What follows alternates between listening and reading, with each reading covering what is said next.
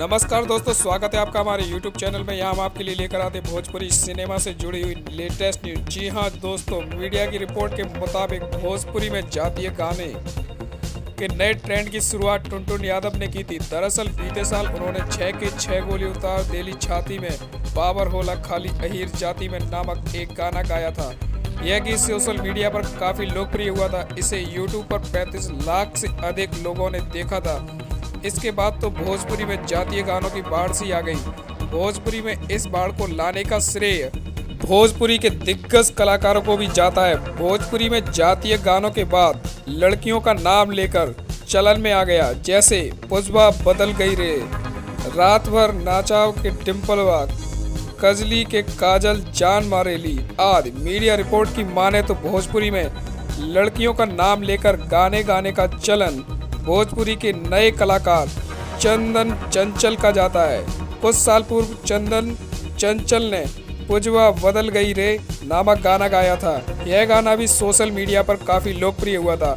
इसी गाने के चलते गायक चंदन चंचल पुजवा स्टार के नाम से रातों रात मशहूर भी हो गए थे। कभी हाल ही में टुनटुन यादव के रात भर नचाए रे डिम्पलवा नामक एक गाना गाया है। इस गाने के बाद से सोशल मीडिया पर एक बार फिर से जाति और लड़की के नाम को लेकर गाना गाए जाने के विरोध में एक वर्ग जमकर मुखालफत कर रहा है। जो बोया है उसे तो काटना ही पड़ेगा।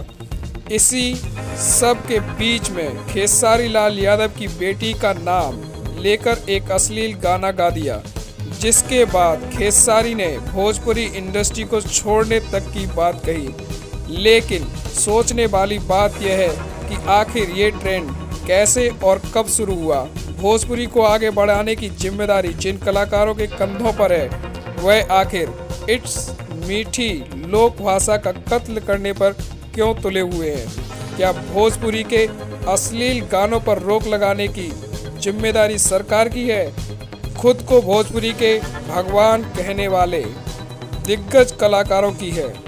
अश्लीलता की चाशनी में पूरी तरह डूब चुका है भोजपुरी सिनेमा।